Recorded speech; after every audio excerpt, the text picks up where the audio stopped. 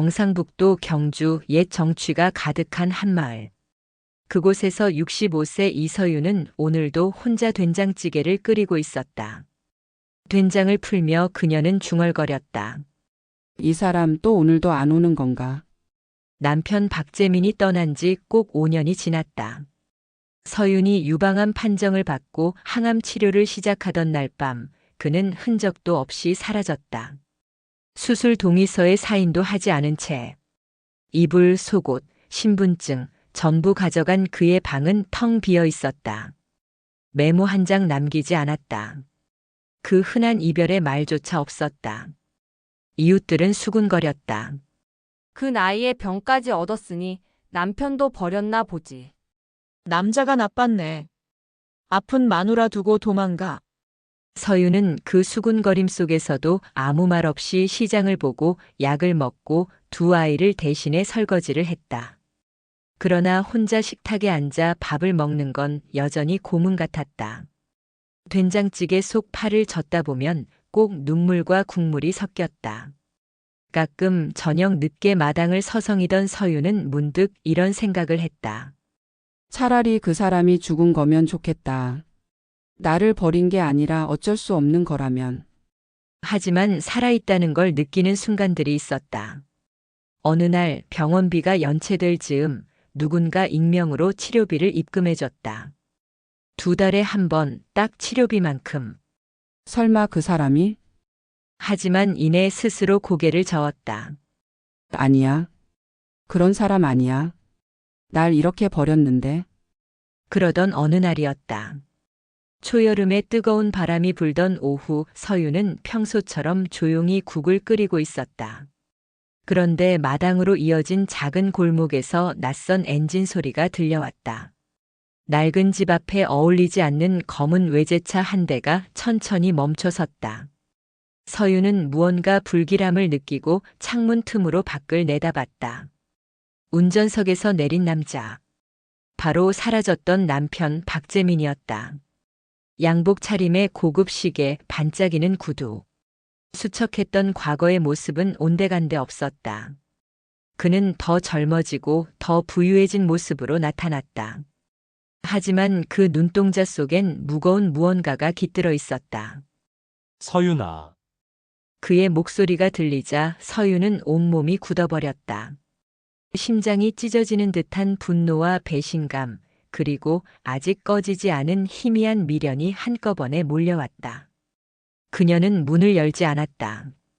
몇 초 후 문 너머에서 다시 목소리가 들렸다. 그땐 말 못했어. 지금은 할 수 있을 것 같아. 할 말이 있다고요? 서윤은 차가운 목소리로 대답했다. 나 혼자 죽어가던 그때 당신은 왜 사라졌어요? 5년 동안 어디서 뭐하고 살았는지 묻지 않을게요. 단 하나만 대답해요. 왜? 아무 말도 없이 나를 버렸냐고요. 재미는 아무 말도 하지 못했다. 그러다 작은 상자를 그녀의 문 앞에 두고 돌아섰다. 이건 당신 치료비. 그리고 그동안 내 몫이야. 엔진 소리와 함께 차가 멀어지자 서윤은 떨리는 손으로 상자를 열었다. 그 안에는 매달 입금된 익명의 계좌이체 내역이 담긴 통장, 그리고 병원에서 찍은 그의 CT 필름 복사본이 들어있었다. 간암 말기. 예상 생존 기간 6개월 내외. 서윤은 손에서 상자를 떨어뜨리며 무너졌다. 설마 당신도 그때부터 아팠던 거야? 찢기듯이 갈라진 목소리가 허공에 울려 퍼졌다. 그리고 그녀는 느꼈다. 이 이야기는 그저 버림받은 여자의 이야기가 아니었다. 지금부터 진짜 이야기가 시작될 것이란 걸. 다음 날 아침 서윤은 현관 앞 상자를 다시 꺼내와 테이블에 올려두었다. 계좌이체 내역, 병원 서류, 그리고 낯선 이름의 명함 하나. 박재민 대표 J&M 투자개발. 명함은 반질반질했고 적힌 연락처 아래에는 영어로 적힌 주소가 있었다. 서울 강남. 사라졌던 사람이 간암 말기인데 어떻게 회사 대표가 되어 돌아와? 모든 게 어지러웠다. 그가 떠났던 이유가 아픔 때문이었다면 왜 숨겼는가? 그리고 그렇게 성공해서 돌아온 이유는 대체 뭔가? 서유는 낮에는 그 상자를 닫았다가 밤이면 다시 꺼냈다. 그리고 그날 저녁 현관벨이 또 울렸다. 마당엔 이번엔 정장이 아닌 캐주얼 차림의 박재민이 서 있었다. 문 좀 열어줄래? 오늘은 그냥 이야기만 하자. 서유는 잠시 망설이다가 문을 열었다. 하지만 표정은 단호했다. 들어오세요. 대신 감정 소비할 시간은 없어요. 무슨 말이든 단도직입적으로 해요. 재미는 고개를 끄덕였다. 고맙다. 그는 거실에 앉자마자 가방에서 작은 상자를 꺼냈다. 그 안엔 명품 지갑, 고급 약재, 건강기능식품 세트, 그리고 얇은 편지 봉투 하나가 있었다. 이게 뭐예요? 그동안 못 해준 거. 미안해서. 그리고 고맙기도 하고. 서유는 냉정하게 되물었다. 5년 동안 한 번도 연락 안 하고 치료비만 익명으로 보내놓고 지금 와서 고작 지갑이랑 보약 들고 와서 미안하다면 내가 고맙다고 해야 하나요? 재미는 그 말에 고개를 들지 못했다. 서윤의 목소리는 떨림이 섞여 있었다. 그것은 분노이면서 동시에 배신당한 여자의 울음이었다. 당신이 떠났을 때 난 죽음보다 무서운 걸 느꼈어요. 혼자 병원 침대에서 아침을 맞고 항암으로 머리가 다 빠지고 아이들 얼굴도 못 볼까봐 울면서도. 그 와중에 당신이 내 곁에 없다는 게 제일 아팠어요. 재미는 말없이 그녀의 말이 끝나길 기다렸다. 그리고 천천히 입을 열었다. 그날 나도 병원에서 가난말기라는 소리를 들었어. 같은 날 같은 병원이었어. 너 수술 동의서 사인하러 갔다가 내 차트도 받았지. 서윤의 눈동자가 흔들렸다. 처음엔 말하려 했어. 그런데 당신이 이미 너무 무너져 있었어.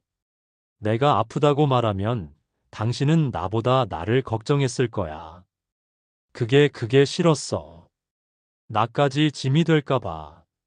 서윤은 입술을 꽉 깨물었다. 그래서 그냥 떠난 거예요. 아무 말도 없이.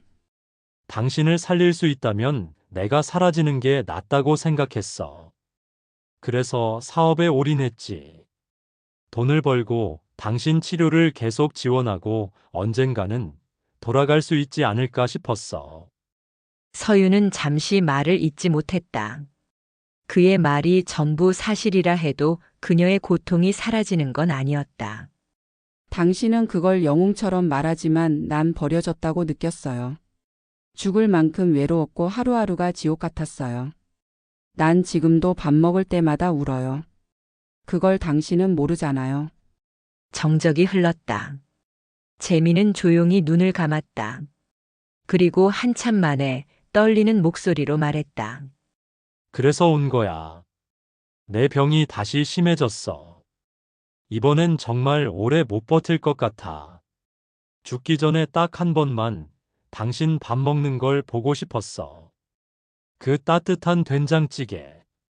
그거 한 그릇만 먹고 가도 돼? 서윤은 그의 눈빛을 바라보았다. 처음으로 예전 그 사람이 겹쳐 보였다. 하지만 그녀는 곧 고개를 저었다. 밥은 줄 수 있어요.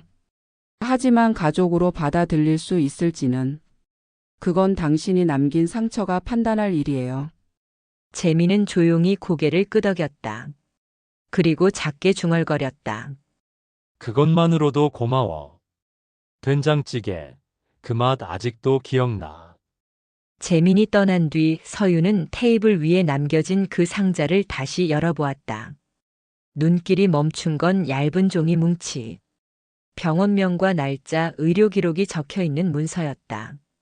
그중 하나엔 빨간 글씨로 찍힌 낙인. 가난 말기 생존 가능 기간 6개월 내외. 발행일은 정확히 5년 전 그녀가 유방암 판정을 받던 그 주였다. 서윤의 손끝이 떨리기 시작했다. 같은 병원 같은 날. 머릿속이 복잡하게 엉켜갔다. 그가 그날 사라졌던 건 도망이 아닌 선택이었을지도 모른다는 사실이 밀려왔다. 하지만 동시에 왜 그 모든 걸 혼자 짊어지고 떠나야 했는지 묻고 싶었다. 그날 밤 서유는 한숨도 자지 못했다. 왜 나한테 말 안 했을까? 말만 했어도 우리가 같이 싸울 수 있었는데. 다음 날 아침 서유는 전화를 걸었다. 하윤아, 주말에 집에 좀 다녀갈래? 왜요, 엄마? 무슨 일 있어요? 딸 하윤과 아들 지우는 오랜만에 고향집 마당에 모였다. 밝은 얼굴로 도착한 아이들에게 서유는 조심스레 운을 뗐다. 그 사람 왔었어. 누가요? 너희 아버지. 정적이 흘렀다. 하윤은 미간을 찌푸리며 물었다. 무슨 염치로요? 엄마 병 걸렸을 때 도망간 사람이 지금 와서 뭐하러 와요? 지후 역시 굳은 표정이었다. 이제 와서 뭘 어쩌겠다고. 서유는 조용히 병원 기록을 내밀었다. 아이들은 처음엔 이해하지 못한 듯 고개를 갸웃했지만 점점 표정이 굳어졌다. 이게 뭐예요? 아버지도 암이었어요. 하윤은 떨리는 목소리로 물었다. 간암 그것도 말기? 서유는 고개를 끄덕였다. 같은 날 같은 병원이었대. 그 사람 말로는 내가 너무 무너져 있어서 본인이 아프다는 말을 참아 못했대. 내가 자기까지 걱정할까봐. 지후는 허탈하게 웃었다. 그럼 뭐예요, 엄마? 아버지가 우리 버린 게 아니라 살리려고 떠난 거였단 말이에요. 하윤은 말없이 병원 기록을 보다가 자리에서 일어났다. 이제 와서 그런 이야기 들어서 뭐해요? 우리는 이미 그 사람 없이 살아왔어요. 엄마 혼자 다 해냈다고요. 서유는 그녀의 말에 고개를 숙였다. 맞아. 나 혼자 버텼지. 근데 진실을 안 이상 모른 척할 수는 없잖아. 지후는 조용히 말했다. 근데 아버지 상태는 어때요? 다시 암이 재발했고 이번엔 회복이 어려울 거래. 그 사람 말로는 나 보기 전에 죽을까봐 무서웠대. 순간 공기가 무거워졌다. 분노와 연민, 미움과 미안함이 뒤섞인 가족의 침묵. 그날 밤 서유는 다시 주방에 섰다. 5년 만에 재민을 위해 된장찌개를 끓이기 위해서였다. 마당에 다시 나타난 재민은 상기된 얼굴로 문 앞에 섰다. 들어와요. 오늘은 밥 한 끼 먹어요. 식탁 위에 찌개가 놓였고 재민은 조심스럽게 숟가락을 들었다. 한 입, 두 입. 그는 눈물을 흘리며 중얼거렸다. 이 맛이야. 이 맛이 그리웠어. 서윤도 울고 있었다. 이건 용서가 아니었다. 단지 끝나기 전에 남겨야 할 마지막 장면이었다. 그 순간 마당 쪽에서 인기척이 들렸다. 하윤과 지우가 말없이 식탁 옆에 앉았다. 하윤은 숟가락을 들며 말했다. 밥 같이 먹죠, 아버지. 아직 마음 정리 안 됐지만 죽기 전엔 밥 한 끼쯤은 드릴 수 있으니까요. 재민은 울면서 고개를 숙였다. 그는 무릎을 꿇었다. 고맙다, 정말 고맙다. 한 번만 더 된장찌개 끓여줘. 그거 한 그릇이면 난 어디서 죽어도 괜찮을 것 같아. 박재민의 말은 무겁지도 가볍지도 않았다. 오히려 담담했고 그것이 서윤의 마음을 더 아프게 찔렀다. 그날 이후 서윤은 더 이상 그를 집 밖에 세우지 않았다. 간이 이불을 내어주고 작은 방 하나를 다시 정리했다. 5년 전 그가 사라졌던 바로 그 방이었다. 처음 며칠 아이들은 말을 아꼈다. 지우는 출근하듯 아침마다 집을 나섰고 하윤은 식사 시간 외엔 방문을 걸어 잠갔다. 서윤도 섣불리 무언가를 강요하지 않았다. 시간이 풀어줄 감정들이 있다는 걸 그녀는 누구보다 잘 알고 있었다. 그러던 어느 날 저녁, 서윤이 장을 보고 돌아오자 지우가 마당에서 재민과 함께 나무 의자를 만들고 있었다. 서윤이 놀란 눈으로 바라보자 지우는 어색하게 말했다. 아버지가 우리 어릴 적에 만들어주던 그 의자 다시 만들어보고 싶다고 해서요. 재민은 눈을 피하며 말했다. 예전엔 시간 핑계로 다 못해줬지. 이젠 시간이 너무 없어서 하나라도 더 남기고 싶더라고. 그날 밤 식탁엔 가족 4명이 처음으로 다시 모였다. 어색한 웃음, 조심스런 대화. 그 안엔 분노 대신 그리움과 조심스러운 회복이 있었다. 며칠 후 하윤이 먼저 입을 열었다. 아버지 예전에 제가 편지 썼던 거 기억하세요? 응, 그땐 못 봤어. 솔직히 겁이 나서 열지도 못했어. 그 편지에 썼어요. 아버지를 미워한다고. 엄마 울리는 사람은 나도 평생 미워하겠다고. 하윤은 깊게 숨을 들이쉰 뒤 말했다. 지금은 아버지가 나를 울게 한 사람도 맞지만 엄마를 위해서, 우리 가족을 위해서 떠나준 사람이라는 것도 알 것 같아요. 재민은 아무 말 없이 고개를 떨궜다. 그리고 한참 뒤 입을 열었다. 난 너희한테 좋은 아버지 아니었어. 그게 너무 후회돼. 그래서 이렇게라도 마지막까지 곁에 있고 싶다. 그날 밤 가족은 모처럼 함께 둘러앉아 저녁을 먹었다. 된장찌개, 두부부침, 조기구이. 아무것도 특별하지 않은 밥상이었지만 그 어떤 호텔 식사보다 뜨거운 온기가 흘렀다. 다음 날 아침 서유는 재민에게 물었다. 소원이 있다면 말해봐요. 지금 당신은 그럴 자격 있어요. 재민은 조용히 창밖을 내다보았다. 아직 초록이 살아있는 늦여름의 풍경 속에서 그는 말했다. 제주도. 예전에 신혼여행으로 가려다 못 갔잖아. 그 바닷가 꼭 한번 보고 싶어. 서유는 미소 지었다. 좋아요. 같이 가요. 우리 드디어 신혼여행 떠나는 거네요.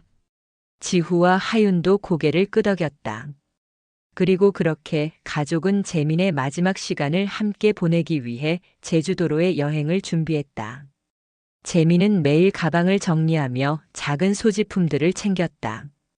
그 안에는 아이들이 어릴 적 그려준 그림, 서윤이 써준 손편지, 그리고 오래전 구겨진 사진 한 장이 있었다. 네 식구가 함께 웃고 있던 사진. 그 사진을 보며 그는 중얼거렸다. 이제라도 우리가 다시 가족이 될 수 있다면 내 인생도 그렇게 나쁘진 않았던 거겠지. 그의 말에 서유는 조용히 손을 잡았다.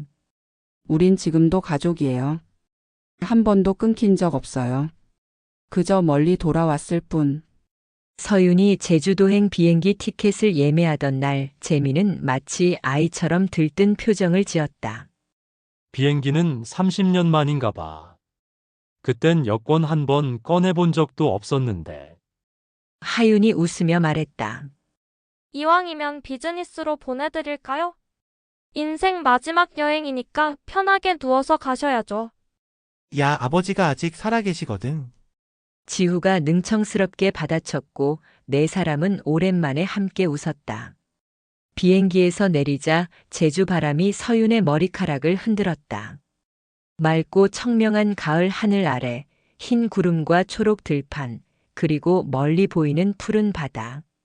재민은 창밖을 바라보며 조용히 말했다. 내가 여기 꼭 한번 와보고 싶었던 이유가 있어. 서윤이 물었다. 왜요? 신혼여행으로 여기 오기로 했었잖아. 근데 그땐 당신 몸조리 하느라 못 왔잖아. 그게 평생 한이었어. 서윤은 그의 손을 조용히 감쌌다. 그럼 지금이 신혼여행이네요. 30년 만에 겨우 떠나는. 숙소는 바닷가 바로 옆에 있는 조용한 돌담집이었다. 작은 정원이 있고 해질 무렵이면 붉은 노을이 마당을 덮었다. 지후는 근처 마트에서 장을 보고 돌아와 요리를 준비했고 하윤은 정원을 정리하며 꽃을 심었다. 서윤은 부엌에서 된장찌개를 끓이며 살짝 미소 지었다. 결국 또 이걸 끓이고 있네. 이 사람이 세상에서 제일 먹고 싶다는 음식이 평생 내가 해오던 된장찌개일 줄이야. 재민은 말없이 숟가락을 들었다. 그리고 몇술 뜨고는 고개를 떨궜다. 이 맛이야. 이 맛 하나 때문에 돌아오고 싶었던 걸지도 몰라. 그날 밤 넷은 모닥불 앞에 앉았다. 하윤이 기타를 치며 노래를 불렀고 지우는 맥주를 따랐다. 바람은 선선했고 별은 유난히 반짝였다. 아버지 소원 있어요. 지후가 묻자 재민은 한참을 망설이다 말했다. 이 시간이 그냥 좀 더 길게 있었으면 좋겠다. 내일 아침에 깨도 또 이대로였으면. 서윤이 고개를 끄덕였다. 그렇게 될 거예요. 우린 이 밤을 기억할 테니까. 그게 영원이에요. 며칠 뒤 재미는 몸 상태가 급격히 나빠졌다. 식사를 줄였고 자주 숨을 헐떡였으며 눈빛도 흐려졌다. 병원에 갈 것을 권했지만 그는 단호히 말했다. 여기서 마지막까지 있고 싶어. 병원 침대 대신 당신 옆에 있고 싶어. 마지막 날 밤 서유는 그의 이마에 찬 수건을 올려주며 손을 꼭 잡았다. 재미는 약한 목소리로 말했다. 서윤아, 미안해. 고마워. 그리고 사랑해. 서유는 눈물을 흘리며 대답했다. 나도 당신이 미워서 죽을 만큼 아팠지만 당신이 돌아와서 이렇게라도 다시 우리 곁에 있어서 고마워. 그리고 이튿날 새벽. 바다 위에 햇살이 번지기 시작할 즈음 재미는 서윤의 품에서 조용히 숨을 거두었다. 그 순간 창밖에 바람이 불고 하늘은 이상할 정도로 맑았다. 장례식은 소박했다. 4사람만의 작은 의식. 재민이 생전 좋아하던 꽃들로 주변을 장식했고 묘지는 숙소 뒤편 바닷가 언덕에 자리 잡았다. 하유는 작은 비석에 이렇게 새겼다. 우리가 다시 가족이 되었던 그 계절에 잠든 사람. 지훈은 묘비 앞에 조용히 술 한 잔을 따르며 말했다. 아버지 진짜 잘 다녀가셨어요. 이젠 걱정 말고 쉬세요. 서유는 마지막으로 묘 앞에 앉아 속삭였다. 이제야 진짜 신혼여행을 끝낸 것 같네요. 그래도 당신과 함께여서 행복했어요. 그리고 그녀는 자리에서 일어섰다. 긴 여정을 끝낸 얼굴엔 고요하지만 단단한 평온이 깃들어 있었다. 재민이 떠난 지 어느덧 한 달. 서유는 여전히 제주도 돌담집에 머물고 있었다. 매일 아침이면 바닷가 언덕 위 재민이 잠든 자리에 들러 된장찌개 향이 밴 작은 도시락을 놓고 돌아왔다. 오늘 반찬은 조금 짰어요. 근데 당신 짠 거 좋아했잖아요. 말은 혼잣말이었지만 바다는 늘 대답하듯 잔잔했다. 하윤과 지훈은 종종 주말마다 내려와 함께 식사를 했고 서유는 이제 더 이상 외로움을 두려워하지 않았다. 그녀는 알았다. 사랑은 떠났지만 사라지진 않았다는 걸. 어느 날 지후가 묻는다. 엄마 아직도 아버지 그리워요. 서유는 고개를 끄덕이며 미소 지었다. 그럼. 하지만 그 사람 다 주고 갔잖아. 우리 가족 웃음 그리고 이 평화까지. 그녀는 잠시 멈췄다. 그래서 말인데 난 지금이 제일 부자인 것 같아. 진짜 부자는 마음이 따뜻한 사람이잖아. 그녀의 눈동자엔 그 어떤 아픔도 미련도 없이 진짜 사랑의 흔적만이 고요히 남아 있었다.